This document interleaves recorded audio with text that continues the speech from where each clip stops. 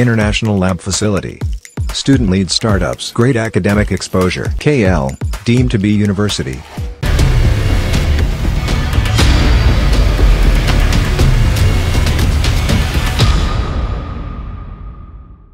ఆంధ్రప్రదేశ్లో రాజకీయాలు ఉత్కంఠగా మారుతున్నాయి. ముఖ్యంగా తెలుగుదేశం పార్టీ, జనసేన, బీజేపీ పొత్తులో భాగంగా ఎన్నికల పోటీ చేస్తుంటే సింగిల్గా బరిలోకి దిగుతోంది వైసీపీ. ఈ నేపథ్యంలో ఎటువంటి రిజల్ట్స్ వస్తాయని ఒక ఉత్కంఠ మాత్రం కొనసాగుతోంది. కానీ నియోజకవర్గాల్లో ఎటువంటి డిస్కషన్ జరుగుతోంది అనేది మీ ముందుంచే ప్రయత్నం చేస్తున్నాం. ఈ నేపథ్యంలో ఈరోజు మనం మాట్లాడుకుంటున్నాం ఉమ్మడి విజయనగరం జిల్లాకు సంబంధించి మరో ఆసక్తికర నియోజకవర్గం నెల్లిమర్ల. ఇక్కడ ఏ పార్టీ ఎవరిని బరిలోకి దించుతోంది, అక్కడ సామాజిక సమీకరణాలు ఏంటి, వాళ్ళ ప్రొఫైల్స్ ఏంటి, ఇవన్నీ కూడా చూద్దాం. ఈ నేపథ్యంలో ఒక్కసారి ఎవరిని బరిలోకి దించుతుంది ఏ పార్టీ అనేది చూద్దాం. ముందుగా ఇక్కడ వైసీపీ బరిలోకి దించుతోంది అప్పలనాయుడిని, అలాగే జనసేన బరిలోకి దించుతోంది లోకం మాధవిని. అవును, ఇక్కడ వైసీపీ బరిలోకి దించుతుంది బి అప్పలనాయుడిని, అలాగే జనసేన బరిలోకి దించుతోంది లోకం మాధవిని. ఒకసారి వీళ్ళ ప్రొఫైల్స్ చూసే ప్రయత్నం చేద్దాం. ముందుగా ఎస్, హియర్ ఇట్ ఈస్. ఇక్కడ వైసీపీ నుంచి బరిలోకి దిగుతున్నారు బి అప్పలనాయుడు. ఒకసారి ఈయన ప్రొఫైల్ చూస్తే కనుక తూర్పు కాపు సామాజిక వర్గానికి చెందిన నేత, సిట్టింగ్ ఎమ్మెల్యే, అలాగే రంగస్థల కళాకారుడు. 2000 నుంచి 2009 మధ్య జిల్లా చైర్పర్సన్గా పనిచేశారు అప్పలనాయుడు. ఇక అలాగే దీంతో పాటు 2009లో కాంగ్రెస్ నుంచి పోటీ చేశారు, గెలిచారు. 2014లో మళ్ళీ పోటీ చేశారు, కానీ ఓటమిని చవిచూసిన పరిస్థితి. 2015లో వైసీపీలో చేరారు. 2019లో తిరిగి ఎమ్మెల్యేగా గెలిచారు అప్పలనాయుడు. ఇది అప్పలనాయుడికి సంబంధించిన ప్రొఫైల్. ఇక జనసేన నుంచి బరిలోకి దిగుతున్నారు లోకం మాధవి. బ్రాహ్మణ సామాజిక వర్గానికి చెందిన నేత, విదేశాల్లో చదువుకున్నారు. విజయనగరంలో సాఫ్ట్వేర్ కంపెనీ నెలకొల్పారు లోకం మాధవి. ఇంకా ప్రొఫైల్ చూస్తే కనుక ఇక్కడ 2019లో జనసేన తరపున పోటీ చేశారు, ఓటమిని చవిచూశారు.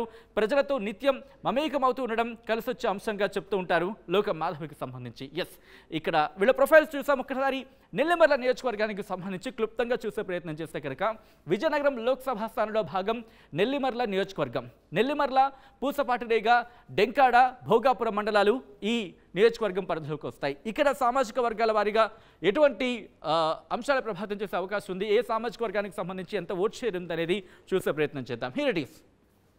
ఇక్కడ తూర్పు కాపు సామాజిక వర్గానికి సంబంధించి 40% ఓట్స్ ఉన్నట్టుగా తెలుస్తోంది. దాంతోపాటు బ్రాహ్మణ, వైశ్య సామాజిక వర్గానికి సంబంధించి 20%, తెలగ సామాజిక వర్గానికి సంబంధించి 10% ఇక్కడ ప్రభావం చూపించే అవకాశం ఉందనే మాట వినిపిస్తుంటుంది. ఈ నేపథ్యంలో ఇక్కడ పార్టీలకు సంబంధించి ఎటువంటి వ్యూహాలు ఉన్నాయి, అలాగే అభ్యర్థులకు సంబంధించి ఎటువంటి వ్యూహాలతో ముందుకెళ్తున్నారు, ఎవరికి ఎటువంటి విజయ అవకాశాలు ఏ విధంగా ఉన్నాయనేది తెలుసుకునే ప్రయత్నం చేద్దాం. మా ప్రతినిధి రాజేష్ అప్డేట్స్ అందించబోతున్నారు.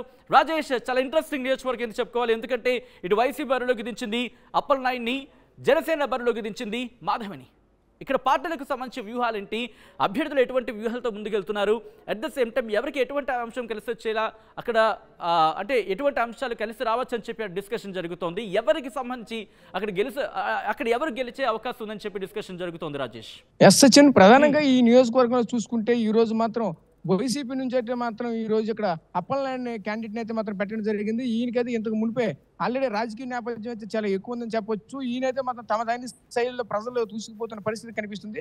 అలాగే మరోవైపు చూసుకుంటే జనసేన అభ్యర్థి మాత్రం ఉమ్మడి పార్టీ తరఫున అయితే జనసేనకి అయితే ఇక్కడ టికెట్ కేటాయించడం జరిగింది. అయితే ఇక్కడ లోకం మాధవి అయితే మాత్రం తమదైన శైలిలో ముందుకు పోతున్న పరిస్థితి కనిపిస్తుంది. ఈ ప్రధానంగా ఈ నియోజకవర్గంలో కొంత టీడీపీలో అయితే మాత్రం మొన్నటి వరకు అసంతృప్తి కనిపిస్తుంది.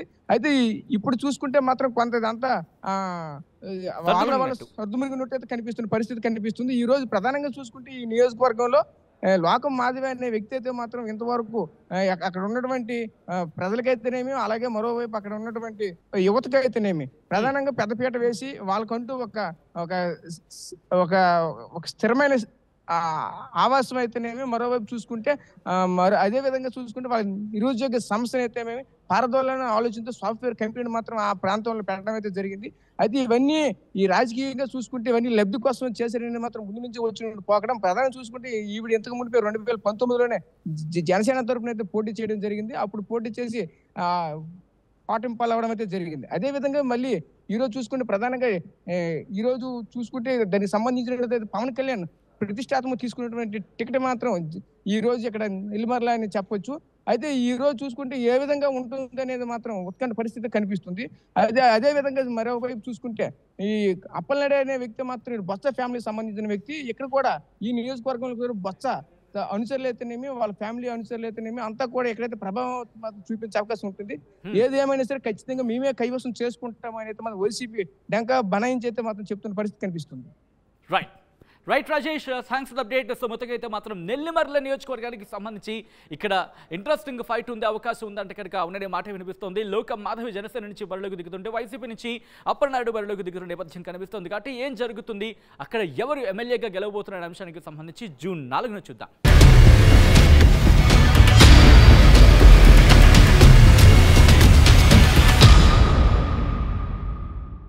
మరిన్ని వీడియోస్ కోసం ఛానల్ ని సబ్స్క్రైబ్ చేయండి. లేటెస్ట్ అప్డేట్స్ కోసం వాట్సాప్ ఛానల్ ని ఫాలో చేయండి.